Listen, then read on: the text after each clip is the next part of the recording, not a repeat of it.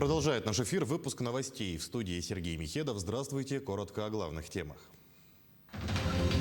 Трагедией обернулось экстремальное восхождение на Эльбрус. Погибли 5 человек. Среди них одна якутянка. Возбуждено уголовное дело.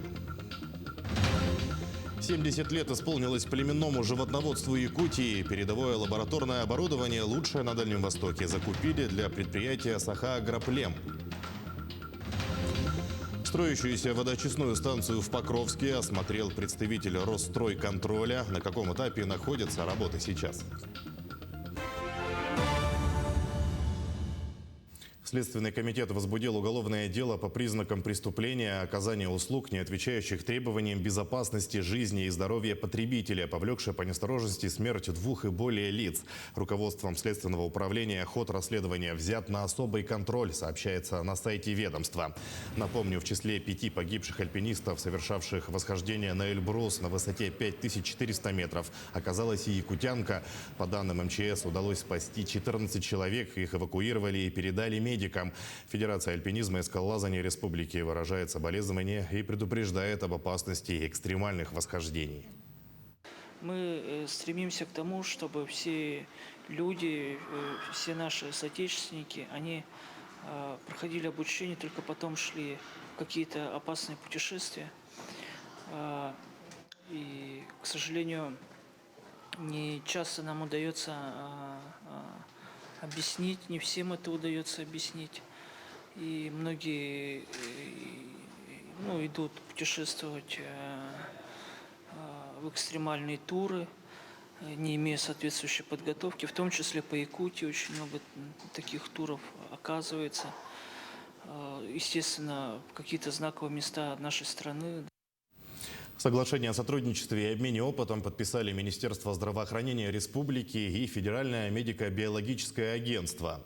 На протяжении месяца специалисты ФМБА России работали на территории Якутии. Анестезиологи и реаниматологи развернули свою деятельность в красных зонах больниц в Мирном и в столице республики. Помогали якутским врачам и обменивались опытом.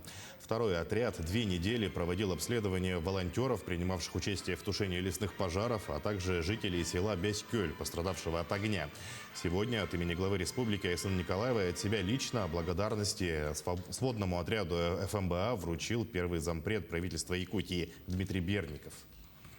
Были проведены серьезные профилактические мероприятия, связанные с приемом граждан и определением влияния длительного воздействия дыма на человека, потому что очень много волонтеров во время продолжительных лесных пожаров наших жителей республики принимали участие в тушении, находились в зоне интенсивного задымления. И вот коллеги из сводного отряда принимали участие и проводили консультации, обследования и выдали свои рекомендации нашим республиканским врачам уже по дальнейшему лечению. Все задачи, которые были поставлены перед отрядом, мы выполнили. По итогам нашей работы вчера было подписано соглашение с Министерством здравоохранения республики, и это означает то, что наши взаимоотношения не закончены, они продолжаются. Это нас очень радует.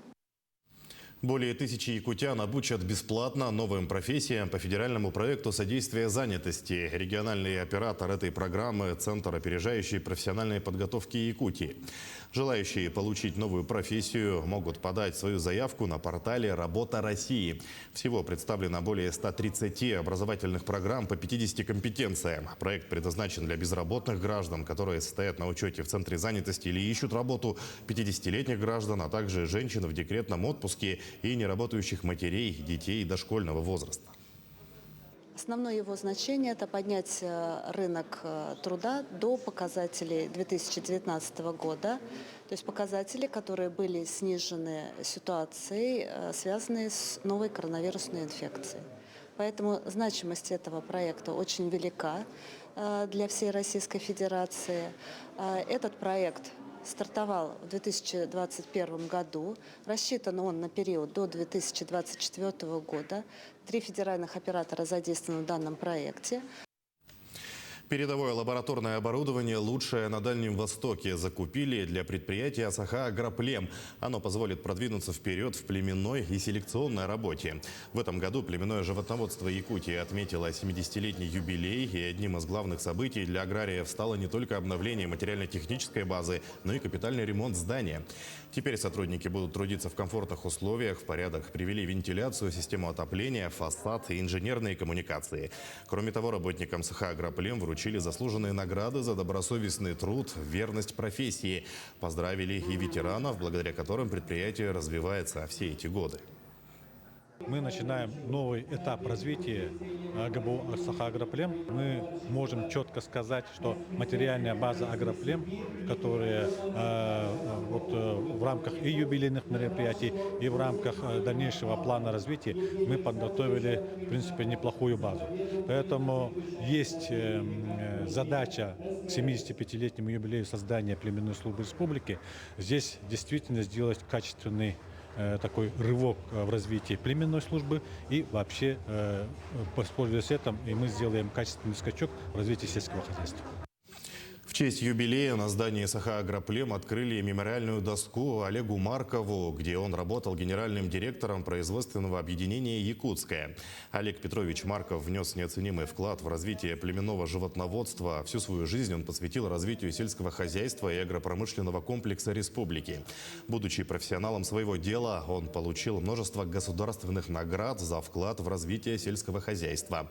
Также презентовали книгу о жизни Олега Маркова, в которую вошли воспоминания родственников, друзей, коллег и семьи.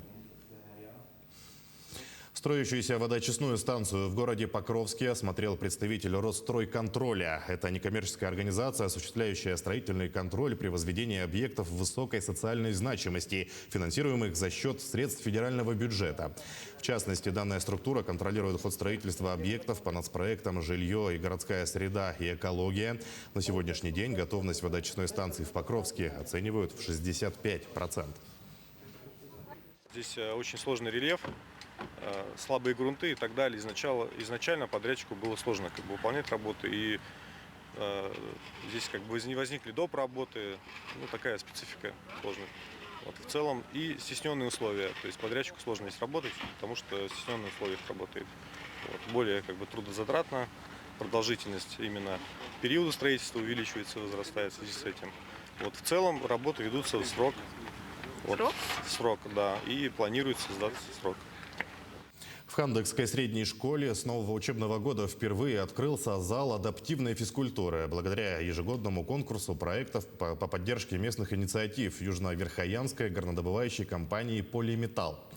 В этом году школа стала победителем в номинации «Золотое сердце». Коллеги из Тампонского района поделятся с нами подробностями. В Хандекской средней школе с прошлого года стартовал проект «Путь к вершине» по созданию условий для занятий адаптивной физической культурой. Ведь сегодня в школе из 660 учащихся 103 ребенка с ограниченными возможностями здоровья. Грант у нас «Путь к вершине» был рассчитан на 244 тысячи рублей. На эту сумму мы приобрели оборудование для занятий адаптивной физкультуры. В это оборудование можно посмотреть. Входят массажные кресла, спортивные игры, спортивные стенки, массажные дорожки. На сегодняшний день в данном зале занимаются 80 детей с ограниченными возможностями здоровья. Школа собственными средствами отремонтировала малый зал. Поселковая администрация оказала помощь в приобретении специального напольного покрытия. С началом нового учебного года зал адаптивной физкультуры был полностью готов к занятиям. Программа адаптированной физкультуры направлена на коррекцию здоровья детей с ограниченными возможностями. Конечно же, детки не могут заниматься со всей группой основной физкультурными упражнениями. И зал создали для того, чтобы здесь они могли бы заниматься теми физупражнениями, которые они могут. Теперь физкультуру в таком ярком и интересном зале не пропускает ни один ребенок. В процессе занятий ребята лучше приспосабливаются к социальной среде, учатся поддерживать свое психофизическое состояние. Мария Винокурова, Богдан Тиянич, Хандага, Тампонский район. К этому часу это все новости. Оставайтесь с нами.